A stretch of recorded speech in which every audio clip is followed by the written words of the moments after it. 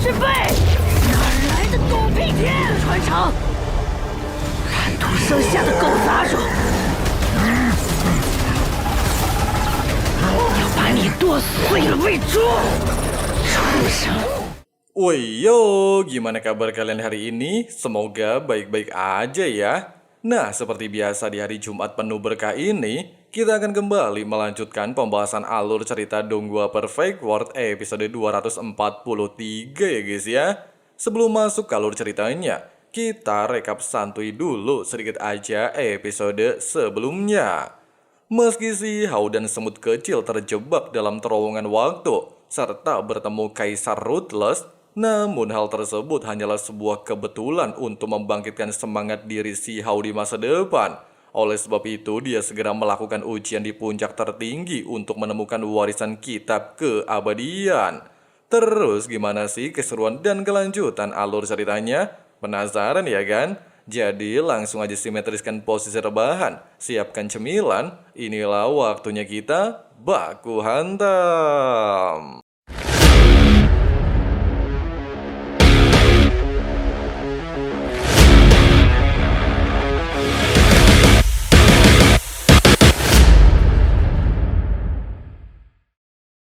Setelah tetua penjaga mengatakan beberapa hal kepada si Hao, dia lantas membawanya pergi menuju belakang Gunung Batu. Tempat ini adalah ujian terakhir untuk mendapatkan peluang dari warisan yang ditinggalkan Asian Immortal sampai detik ini.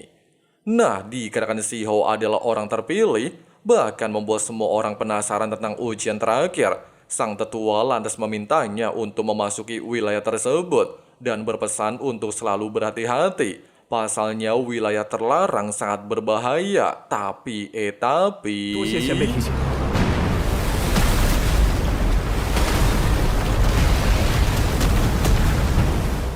meskipun mata langit tidak bisa membantunya melihat kondisi area sekitar, namun semut kecil dengan sigap memberikan bantuan. Dia lantas menggunakan kekuatan segel semut tanduk langit untuk membuka jalan. Tapi hal mengejutkan kembali terjadi. Formasi wilayah terlarang menunjukkan sebuah reaksi, sehingga memaksa King Si Hao menggunakan cakram hidup dan mati untuk menerobos gunung batu.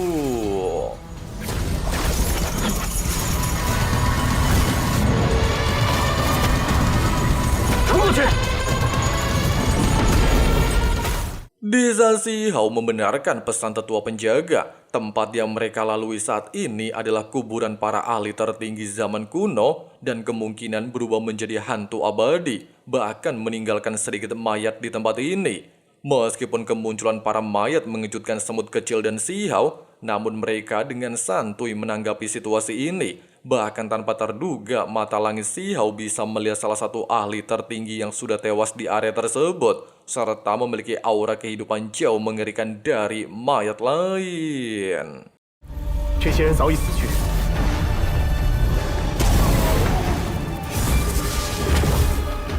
Sambil tercengang melihat sosok tersebut merupakan hantu abadi, semut kecil menjelaskan, sosok ini berniat menelan esensi darah ataupun menghisap energi manusia. Meskipun terdengar menyeramkan, si Hao jelas tidak gentar sedikit pun. Dia lantas melepaskan tinju surgawi mengusir hantu abadi. Pasalnya dia tidak percaya dengan hal mistis. Oleh sebab itu, semut kecil dengan cepat menggunakan pukulan tanduk langit untuk pergi meninggalkan tempat ini.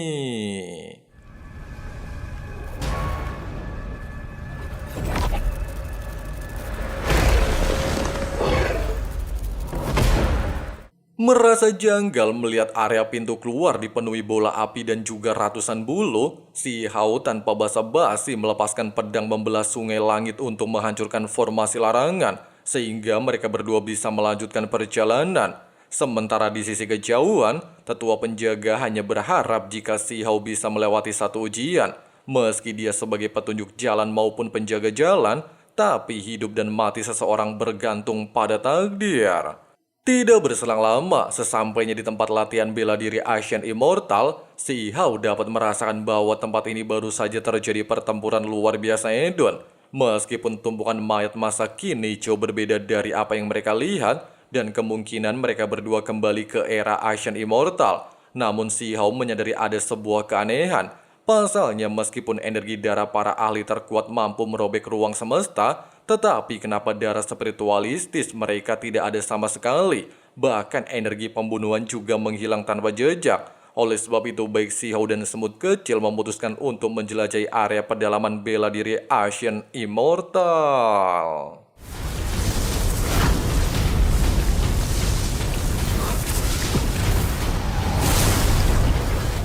Menyadari fenomena darah langit dan bumi berasal dari esensi orang mati, serta kekuatan abadi esensi darah tersebut juga berkumpul di tempat ini, Shihou jelas mempertanyakan kejadian tersebut. Namun belum sempat mendapatkan jawaban, mereka dikejutkan dengan kemunculan tungku pelebur abadi.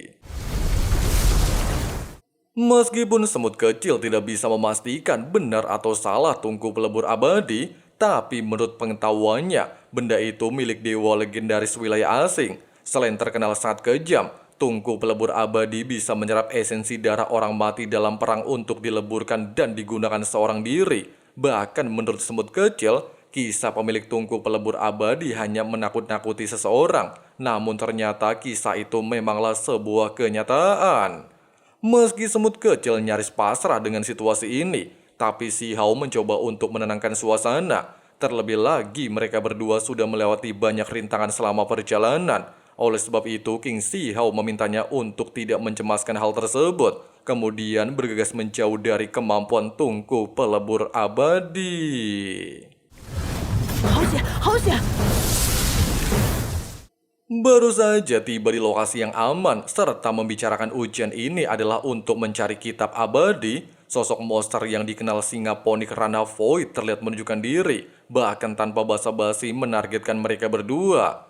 Mengingat percakapannya dengan semut kecil, singa ponik memiliki garis keturunan ponik darah dan singa fearless, bahkan monster ini juga pernah Shihou temui dalam ilusi sebelumnya. Namun belum sempat dia berpikir lebih jauh, mengetahui mereka sedang di era Ancient Immortal. Semut kecil justru menanyakan apa singa ponik darah melihat kedua kakaknya. Menyadari bocil FF di hadapannya memiliki garis keturunan semut tanduk langit, singa ponik lantas tidak memberikan jawaban. Dia hanya meminta semut kecil untuk mematuhi segala ucapannya dan masuk ke dalam perut. Setelah itu semut kecil barulah dapat bertemu kembali dengan sang kakak. Merasa kesal ngedengerin bebacot singa ponik, semut kecil lantas menggunakan teknik warisan tanduk langit. Selain dapat membentuk wujud asli teknik pusaka semut tanduk langit, kekuatannya meningkat pesat dari apa yang pernah Shihou lihat sebelumnya. Dan ternyata, meskipun singa ponik darah mengatakan cuma pengen makan semut kecil untuk mengganjal perut, namun dikarenakan semut kecil memiliki esensi darah yang cukup lezat sama dengan keluarganya, maka dia akan bertarung lebih serius. Bukannya gentar ngedengerin hal tersebut, semut kecil terlihat menggunakan segel kutukan tendangan tanduk langit. Kemampuan ini juga sebagai pemicu untuk memaksimalkan kekuatan tubuh ke tingkat ekstrim, sama persis dengan hukum masa kini. Tepat ketika singa ponik menegaskan bahwa ucapan sebelumnya memanglah fakta, semut kecil justru kembali teringat pertarungan akhir Ancient Immortal saat kedua kakaknya mendapatkan tugas. Meski dahulu sang kakak terkenal sangat jenius, namun mereka berdua bisa ditaklukkan singa ponik darah. Inilah yang menjadi alasan kenapa semut kecil tidak lagi dapat bertemu sama kedua kakaknya.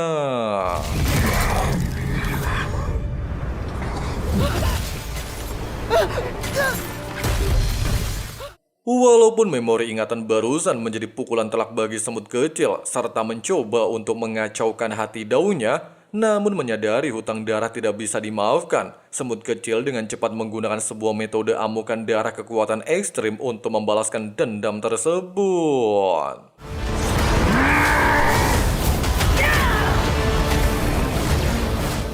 Meski Shihou mengatakan tujuan singa ponik darah untuk membuatnya kehilangan akal sehat dan tidaklah mendengarkan ucapan Shihou, namun ternyata kesadaran semut kecil masih terjaga sehingga dia meminta Shihou tidak ikut campur dalam urusan ini. Oleh sebab itu, semut kecil bergegas menuntaskan balas dendam atas kematian kedua kakaknya. 叫撼天之辈，哪儿来的狗屁天传承？看土生下的狗杂种！我要把你剁碎了喂猪！畜生！ Menyadari kekuatan semut kecil terlalu overpower, singa Phoenix justru meminta bala bantuan kepada tuannya, sehingga memperlihatkan ruang kehampaan di tengah situasi pertarungan, bahkan mencoba untuk menargetkan semut kecil, sehingga King Shihao dengan cepat memberikan bantuan dan melanggar janji sebelumnya. Meskipun semut kecil tidak mempermasalahkan hal tersebut, namun sosok Tuan Singa Phoenix Darah bernama Hong Yuan Suang di ranah Void terlihat menunjukkan diri, sehingga menandakan para ahli kuat wilayah asing mulai berdatangan untuk mencari kitab keabadian.